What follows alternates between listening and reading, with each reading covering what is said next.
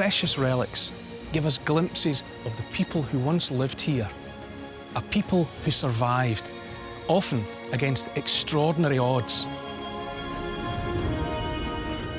When I studied to become an archaeologist, it was the sheer challenge of understanding this ancient world that attracted me, and the legacy that its people left behind. I've come to the coast of South Wales to try and see some of the most intimate and poignant remains in the whole of Britain. Out there, beneath the waves, are a few of the most fragile and fleeting traces imaginable of a group of hunters who came here 8,000 years ago.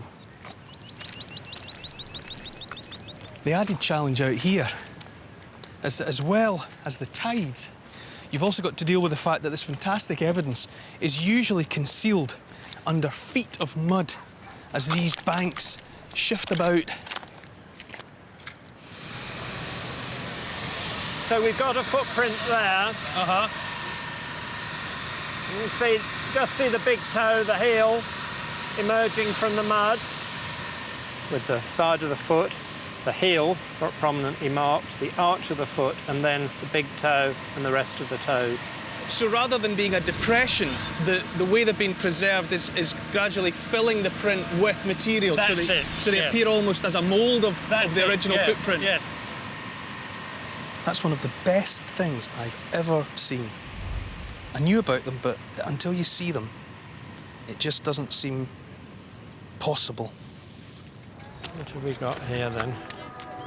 The prints reveal men, women, and children. An entire group of nomadic hunter-gatherers. That's not a fossil of that person that day. That is the very day. But what's interesting here, of course, is that these are very obviously part of a trail. There's another print there, rather poorly preserved one. That would be the big toe there. Yes, and that's the ball of the heel. That's the right foot of the same person, isn't it? These were people who relied utterly on the natural resources of wild plants and the animals that lived alongside them.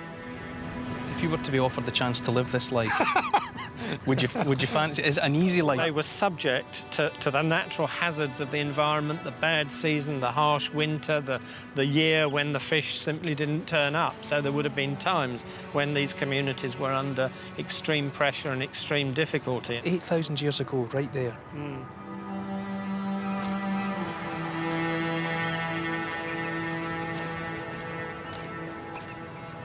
When you delve into the distant past, you soon realise that what you're discovering again and again are stories of survival. Sometimes of evidence, like those faint footprints in the mud. Other times, it's the stories of people defying the odds in a hostile world. A world in which your very existence as a hunter-gatherer depends completely on your understanding of and your connection to the natural environment. Within the storerooms of London's Natural History Museum are the remains of someone who lived a staggeringly long time ago. So long ago that this human has even been classed as a different species. It's a real privilege to see these and to be so close to them. I can feel my hand starting to shake just with being in their vicinity. These are the oldest human remains ever found in Britain. It's two pieces of the same shin bone and two teeth. They were dug up at a place called Boxgrove in Sussex. The two teeth have got tiny scratches on them, and it's thought that they were caused by the way that this person ate meat. That the meat would be gripped in the teeth, and then the other bit slashed away at with a tool. There's enough of the shin bone to let us estimate that the individual stood about 1.8 metres tall, weighing 14 stone. It's always been known as Boxgrove man, but of course from this there's no way of absolutely determining the sex. So it could be Boxgrove woman. So 14 stone and looking like a boxer should have been quite a showstopper. Heaven knows what her boyfriend was like. But perhaps most amazingly of all, Boxgrove man lived 500,000 years ago. Think of that, 500,000 years.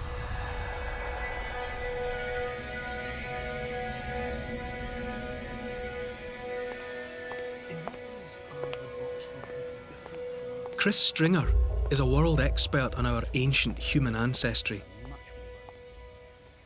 So what follows Boxgrove in the human story? Well, about 100,000 years later, at Swanscombe in Kent, we've got these human bones, the back part of a skull, beautifully preserved, but it has one interesting feature here. That little depression is something we find in all the Neanderthals. So we think Swanscombe could be a very early member of the Neanderthal line of evolution. So there's Neanderthals in Britain 400,000 years ago? That's right, very early ones, and then for the next 300,000 or 400,000 years, whenever we find people in Britain, they're part of this evolving Neanderthal lineage. And it was tools like this that they were making? Absolutely, yes. This is a hand axe, one of tens of thousands that have been found in the gravels at Swanscombe. So these people were making these tools and probably using them to butcher animal carcasses. It's amazing, while on the one hand you're talking about a different species of human, different from us, and yet the tools that they made and used fit so naturally into the hand. There's a real link to the humanity of these people, even if they are a different species from us. At what point, then, do we get modern human beings like you and I? Well, much later on. Now, modern humans had been evolving in Africa while the Neanderthals were evolving in Europe and coming to Britain. And about 50 or 60,000 years ago, those modern humans started to come out of Africa, and 40,000 years ago, they're in France. And here's one of the stone tools they were making there. OK, so that's been made by hands the same as ours? Absolutely. Imagine living in a world where there are different species of people, never mind different races or different nationalities. There were several human species on Earth. We were just one of those experiments going on how to be human.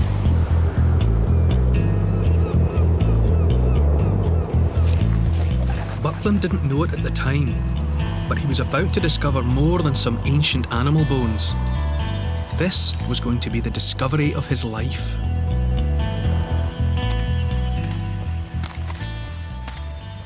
Entering the cave would have been fantastically exciting for Buckland.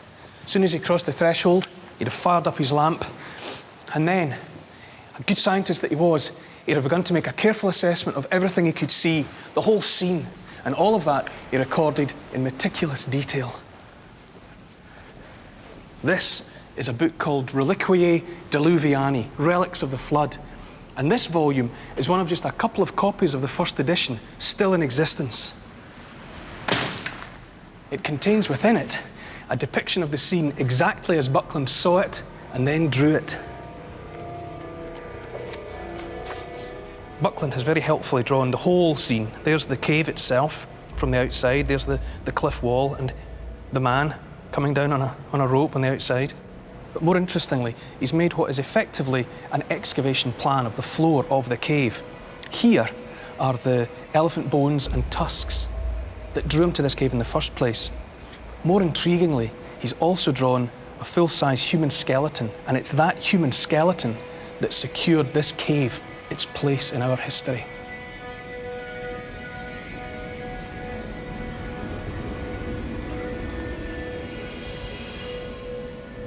It was Buckland himself who discovered it, uncovering it from beneath about 6 inches of earth, right here, where I'm crouched down. What on earth was going on here? And more importantly, who on earth was it? As it happened, Buckland originally thought he'd found the remains of a local prostitute who had worked here during Roman times, and that when she'd eventually died, she'd been buried in there, far away from civilised society. The Red Lady of Paviland. But Buckland was wrong, because he'd actually stumbled upon human remains from a far more distant past. Today, the Red Lady is kept at the Oxford University Museum of Natural History. Although there's no skull, much of the skeleton has survived. enough for scientists to reveal its story. Within a few decades of Buckland's death, people re-examined the skeleton. They looked at the shape of the pelvis, the shape of the long bones, the shape of the articulation surfaces. Any anatomy student today would recognise this as a skeleton not of a young woman, but of a young man. Forensic analysis also revealed that the so-called Red Lady died young, in his late 20s. But most importantly, his bones could also reveal just how long ago he lived. All plants and animals on Earth build themselves predominantly out of carbon. A tiny proportion of that carbon is radioactive carbon, or carbon-14. When an animal dies, the amount of carbon-14 begins slowly to decline and degrade away. This process, called carbon dating, used a tiny amount of bone from the Red Lady. Carbon atoms from the bone gave scientists a date for when he was alive. An astonishing 33,000 years ago. These are the remains of the very first modern human known to have inhabited our land. 10,000 years ago, there was no Isle of Wight. It was part of the English mainland to the north and still joined to northern Europe and France to the south. And all of that out there, the Solent, was dry land. Which should mean out there underneath the water are the relics of a lost world and of the people who lived on it.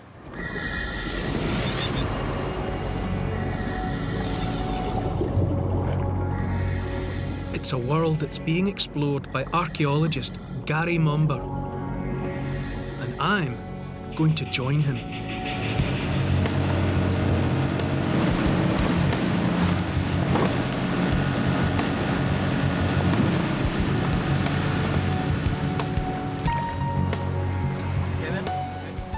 I'm about to go back to a time when rising sea levels were turning land into tidal marsh, when Britain was an island in the making. The site is 8,000 years old, a time archaeologists call the Mesolithic, or Middle Stone Age. It's really opening a picture of Mesolithic period that we're not getting from sites on land. So when sea level was lower, further back in time, and we're finding the well-preserved remains. So it's actually the sea that's going to make it awkward for us, is what has preserved what we're going to see. If it wasn't for the sea, it wouldn't be there. We're doing a final diver check. Everything okay? Divers ready for the water?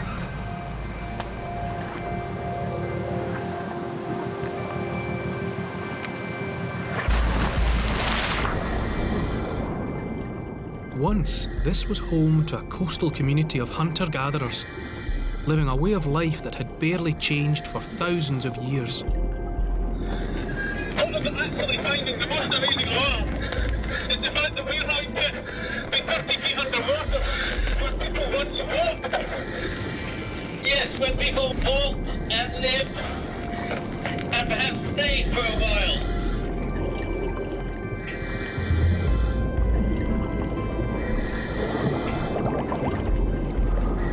These big bits of timber here, they are all wood. That big bit is possibly part of an old logboat. Unbelievable. This has been eroded. I'm going to bring it to the surface. If we don't lift it, it'll be lost. What's been discovered here is more than an ancient hunting camp. It's the oldest boat-building yard in the world. And it contains fragile evidence of the sophistication of the people who once lived here.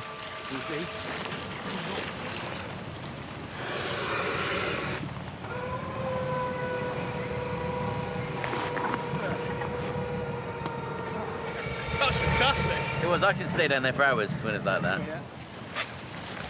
So this piece of timber is how old? Well, How long is it since it was worked? It's over 8,000 years old. It has come up in association with other bits and pieces, and one piece of timber in particular, which we believe may be part of a logboat. See those grooves? Uh-huh. How clearly defined they are? So that's woodworking, that's not natural erosion. No, that's woodworking. That's obviously part of something, with the grooves either side. So someone We'll get more 8,000 years ago evidence. was working with a stone tool to create these grooves. You don't, as a general rule, you just don't see organic material coming out of Mesolithic sites. You get the stone tools, but to see what those stone tools were being used for, it's the other half of the equation. It's pretty unique and very special.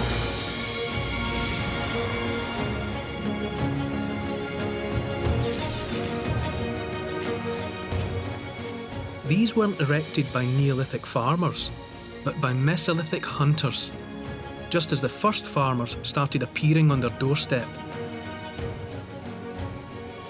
This place is just extraordinary.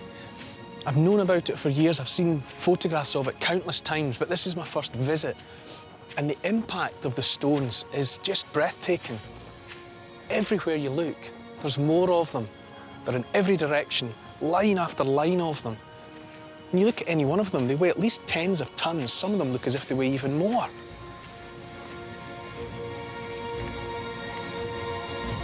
They completely dominate the landscape, everywhere you look. We use extraordinary to describe a lot of things, but a place like this really deserves the word.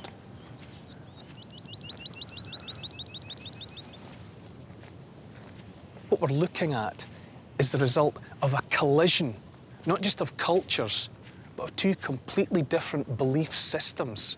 All of this might be the result of a monumental tipping point in human history.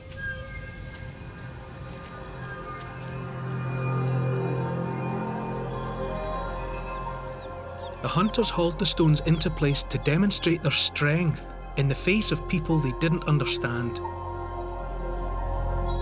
But theirs was the old world. In just a few hundred years, Neolithic culture took over. And many of these great standing stones became building material for something new. Neolithic stone tombs. Archaeologist Serge Cassin has studied them for over 20 years. Is there a connection between the change from lines of stones to tombs like this and the change to farming? Yes, it is probably linked with this new process, this new economy, this full Neolithic, where life of animals, life of plants are very important inside this life cycle.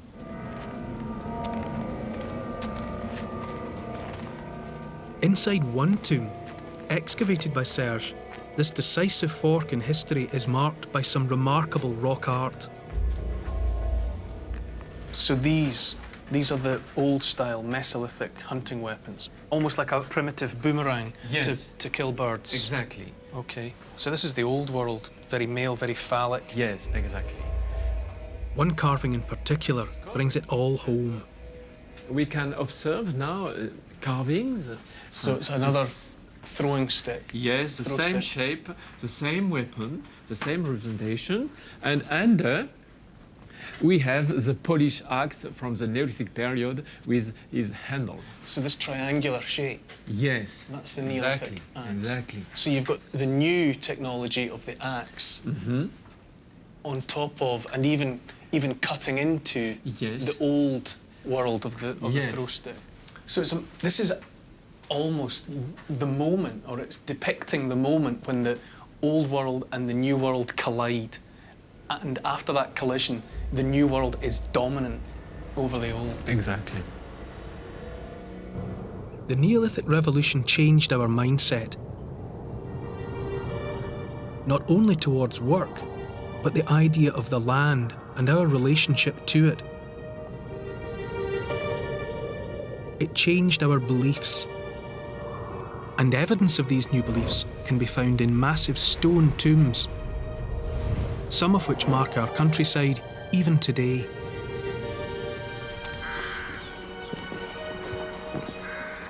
One of the most impressive is in Wiltshire.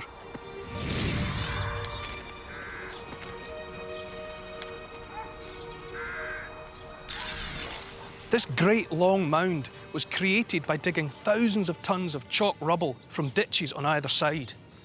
Some of the stones weigh 40 tons, and they were hauled here from as much as a mile away. This is the work of a whole community, not just one family. And it's people for whom the creation of this mattered as much or more than anything else they were doing. And these were busy farmers. This isn't just a tomb. This isn't simply about remembering a loved one.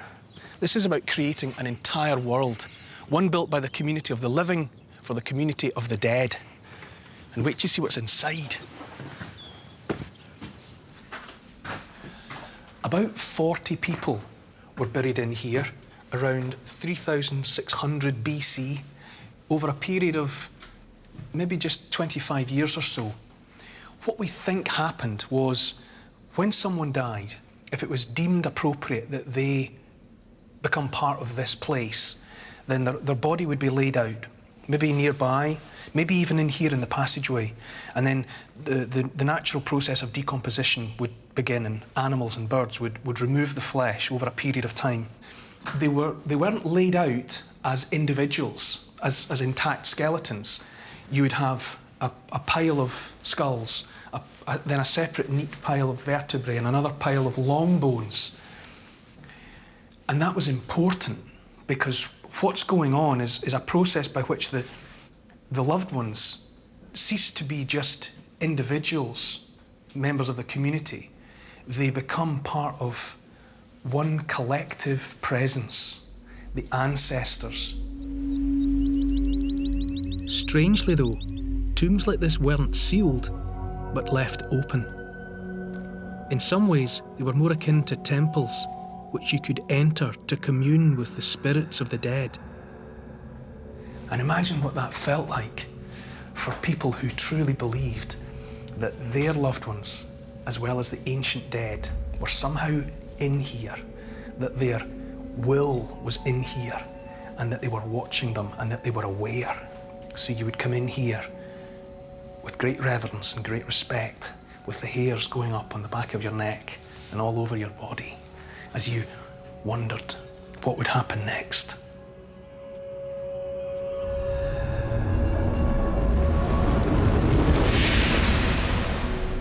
But these great structures also had an earthly function. All around us is rich and fertile farmland, highly valued. By building this here, the people are laying claim to it. This long barrow forged a permanent link between the community, their ancestors, and the fields they had farmed for generations. This is about the arrival of something new in our history, the concept of ownership.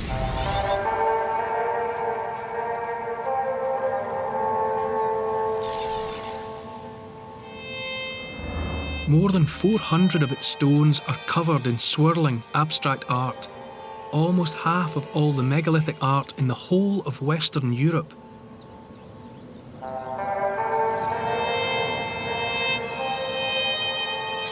This is where the precious mace head was found. And it wasn't the only spectacular discovery. Archaeologist George Ogan has been studying Knowth for 50 years.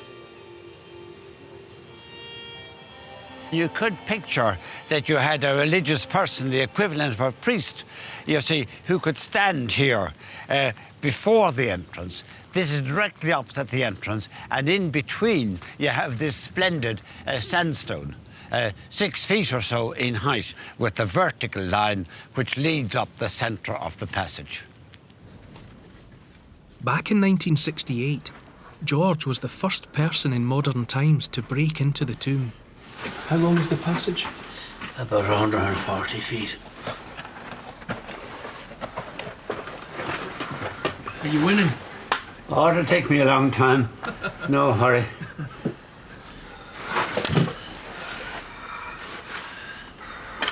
Right. I see why you don't have this place open to the public, George. Yeah. It's not the easiest place. No. Now, oh my. I say. Look up. Now that's a bit good.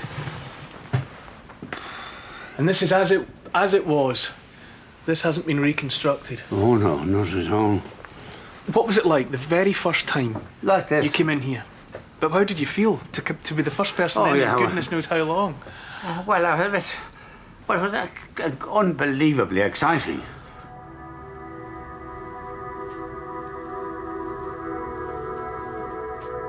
What George found were the untouched remnants of ancient sacred rites. A time capsule of Neolithic belief. Magnificent. And scattered in and around this exquisitely carved basin was evidence of something new in Stone Age society. Burnt human remains.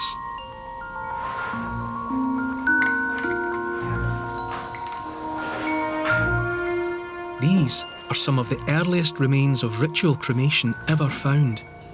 Well, the skull is the easiest to find because the skull is very distinctive. It has an inner layer and an outer layer and a bit of spongy bone in between. Although only fragments survive, under expert eyes, these remains reveal a wealth of information.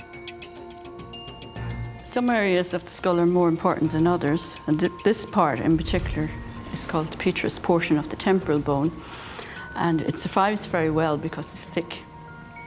And from this I can identify which side of the skull it came from. So it's useful in determining the number of individuals, because if I've got two left temporal bones, then I've got two different individuals. Forensic science reveals that Knowth contained over 100 cremated bodies. But those cremations were accumulated over centuries of use. The radiocarbon dates showed that was over approximately 300-year time span. And that works out at one cremation every 2 to 3 years. So therefore, cremation wasn't that common. What Laureen Buckley's work shows is that the new practice of cremation was unusual. This rarity and the discovery of the Knowth mace head suggests that it was an honour reserved for only the very highest levels of late Neolithic society. You all right? Yeah, lead on. Okay, here we go. Alison Sheridan, a specialist in prehistoric artefacts, is showing me one house that's so well preserved, people aren't usually allowed inside. Gosh, it's not the easiest place to get into, is it? No, but it's cosy. So what would life have been like for Scarabray residents, do you think? It would have been pretty comfortable by the standards of the age, because you've got this wonderful central hearth. So it may have been dark because of the roof, but it would have been warm. Okay. They've also got convenience. They have a toilet. How do you know that's a toilet and not a storage space? Well, there's actually a drain underneath it, and actually they did find poo. Oh, really? Oh, so the hard evidence is there? Yes. Remarkably, these houses also contained artefacts, the precious possessions of the people who were living here 5,000 years ago. Never found anything like this in my entire life. Miserable bits of broken stone was all I ever found.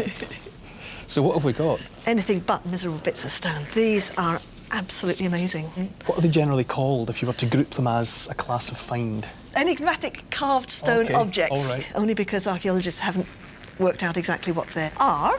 And in the absence of materials that we would consider precious, like gold and silver, I suppose these have to be the equivalent of it because of the time that they represent and the skill that they represent. That's right, because we're in an age that's well before the earliest metal. Yeah. So the stone itself is not intrinsically valuable, but as an object, it meant a lot. And what about the rest of them, these pieces of jewellery or...? Yeah, in fact, they found something like 8,000 beads in this structure. In this house? Yes. Right. So, on a very practical level, it says that someone's got the time to do this, rather than being out growing, herding, whatever. Someone is able to set aside part of their day, or maybe all of their time, to specialising. Absolutely, and being provided with everything else they need by the rest of the village. That's right. These are just wonders. Which one can I have? I'll take them all. We know where you live. But as well as jewellery and carved stones, this house also revealed a darker secret. Intriguingly, 2 adult women's skeletons were found underneath the bed, uniquely. You mean below floor level? Yes. Right. Yeah. It's as if during the lifetime of the house, they lived here, they died here, they were buried here. And they were put under the bed. It's like Granny under the bed. It was a house for the living, and it's also a house for the dead.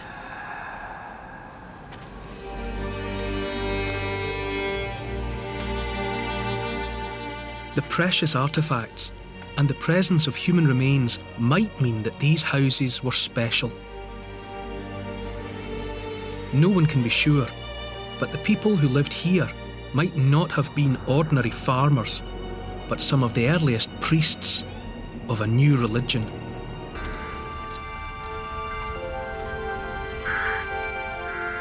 Around 2500 BC, a new generation of builders created their ultimate monument. Using massive blocks of local sandstone, they constructed something unprecedented. A ring of standing stones capped with lintels. Inside, a horseshoe of yet more stones. And at the same time, for good measure, they moved the original boulders of bluestone right into the centre. Unlike the bluestones, these gigantic sarsens were only transported 20 miles or so from up the road. But given that each one weighs anything up to 40 tons, well, the effort required to shift them was phenomenal. This new Stonehenge marked special days in the cosmic calendar. Spring and autumn, as well as the well-known alignment on the midsummer sunrise.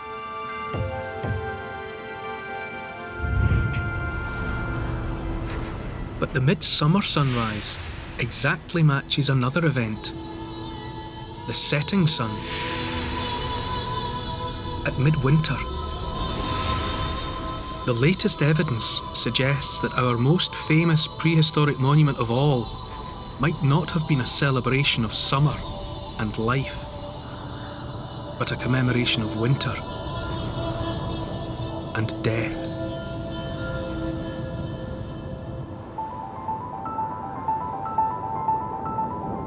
Like the Orkney monuments, Stonehenge is not alone. Nearby, this field contains all that remains of an ancient site of winter gathering.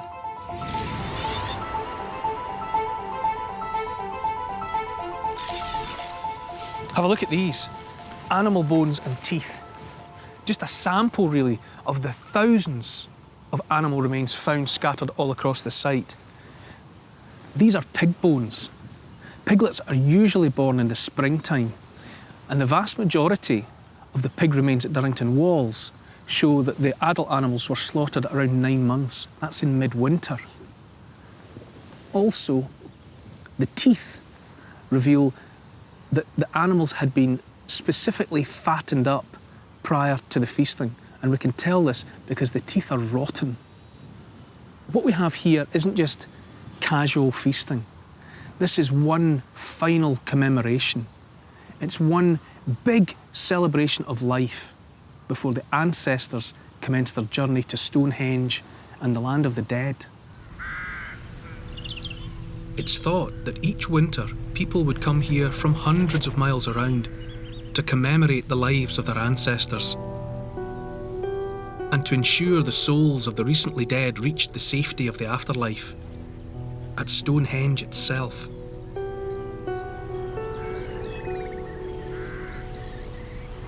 I think it's fascinating that everyone believes they know Stonehenge. It's like the Mona Lisa or the pyramids. It's so familiar, it's hard to see it with fresh eyes. But I think we've discovered something by coming here. I think we've discovered a new Stonehenge. And it's as far from the golden warmth of a midsummer sunrise as it's possible to get. It's somewhere that still carries a charge. You can feel it. And if you come here at midwinter, you can feel that charge just a little bit more. The coldness of the stones, the open landscape, It's not hard to believe that this place is somewhere that belongs to the dead.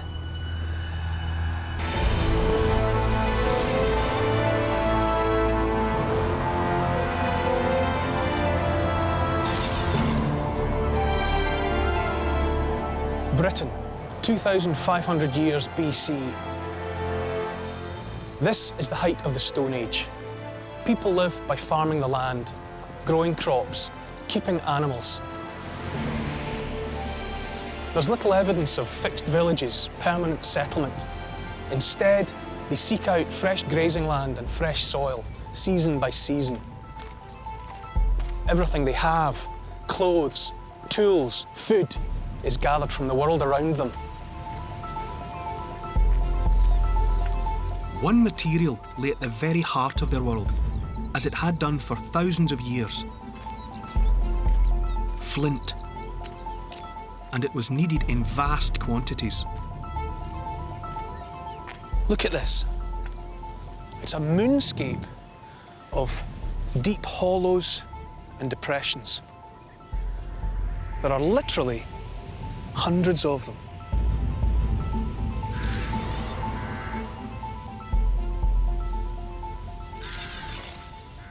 And these aren't the product of ancient farming or ancient settlements. All of this was created by ancient industry. Each one of these hollows is the remnant of an ancient mine shaft, and there are 433 of them.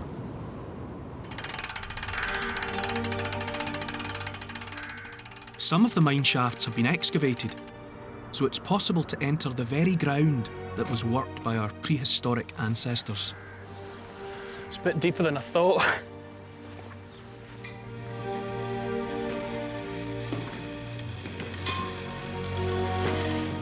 Each shaft leads to a network of tunnels, hacked from the chalk bedrock with basic tools. This is red deer antler, hunted or collected in the forests above, and then it's been used, just as the shape suggests, as a pick. You can see just how cramped the conditions are down here. And some of the tunnels are so small. It's believed that as well as men working down here, there must have been children, because some of the spaces are just too small to believe it was grown-ups. Now, here's what all the effort is in aid of. This black stuff here, this is flint. They would have found a complete floor, like a black floor of flint, as if a black liquid had flowed in and solidified. It's like glass or treacle toffee.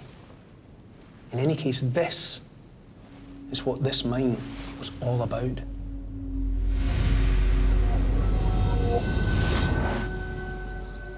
Flint, the lifeblood of the Stone Age. If you were going to fell a tree, build a house, shape wood, make a dugout canoe, you needed an axe like this.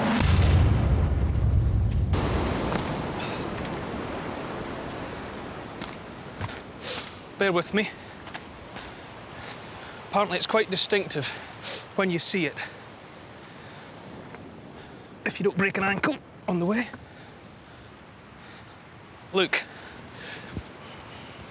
the secret to all of this, what those early metal workers were on the hunt for, is in this ribbon of black and white rock. It's very distinctive. See it? It's called cassiterite, a rock that contains tin.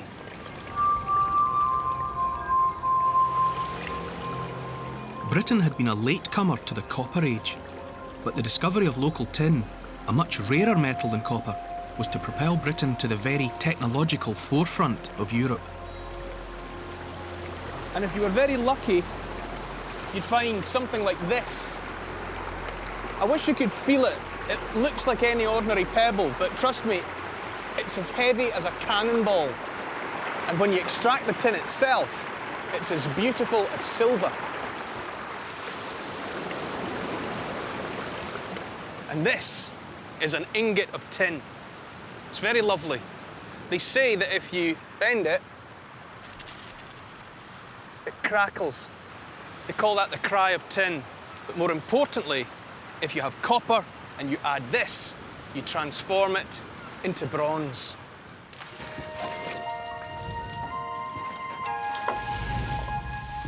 If you control the bellows speed, it'll hold the perfect temperature for casting.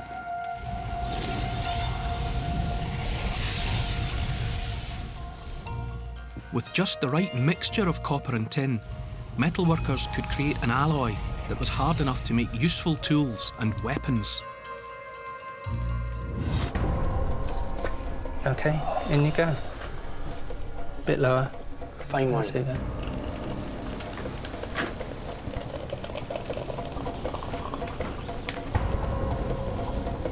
That's it. Well done, gentlemen. Look. Amazing. It's like blood, better than blood. OK, that's good. Lift it up a little bit. That's it. We're there.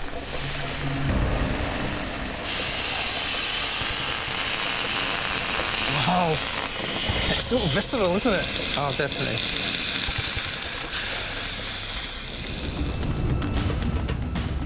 The moment of truth.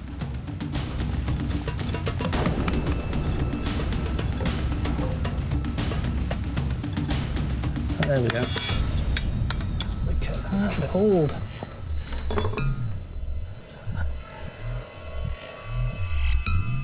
That is amazing. Look at the colour of it. You're impressed? I'm deeply, deeply impressed. Look at that. Yeah, it even makes a ring. It's a very hard piece of bronze. Just amazing. From liquid fire to a metal sword in a couple of minutes. In 1992, while this underpass was being dug, the evidence emerged from the mud. Incredibly, they found a boat, a big wooden boat, buried 20 feet underground, down here. It's hard to believe, surrounded down here by all this concrete and these painted tiles. But 3,500 years ago, the boat came to rest and was gradually buried under layers and layers of mud.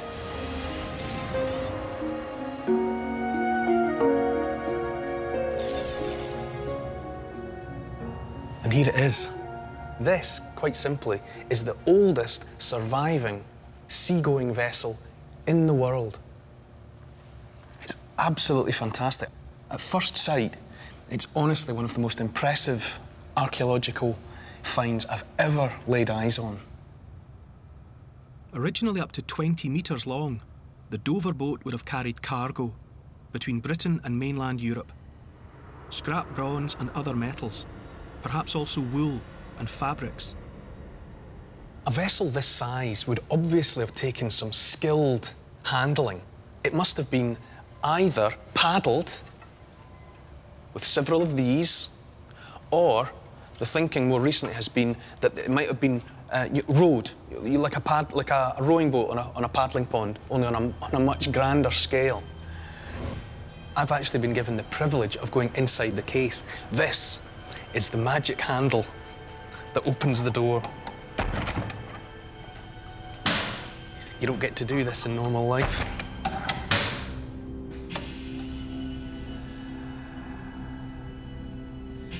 There's a real atmosphere in here. I don't know if it's just the case, but it's almost like being in here with someone rather than just something. It's as if the Bronze Age is, and Bronze Age people are preserved in here.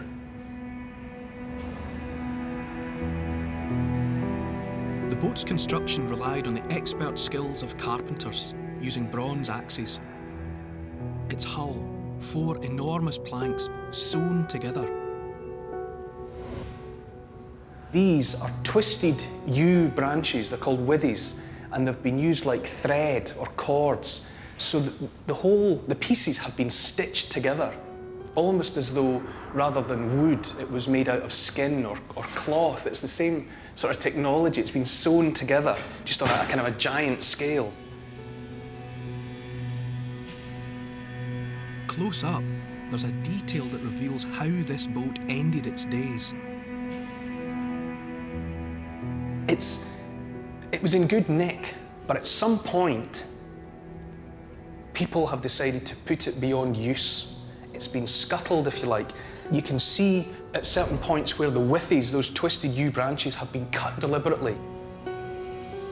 So for some reason, it was thought appropriate to put this boat, this perfectly functional boat, beyond the use of man.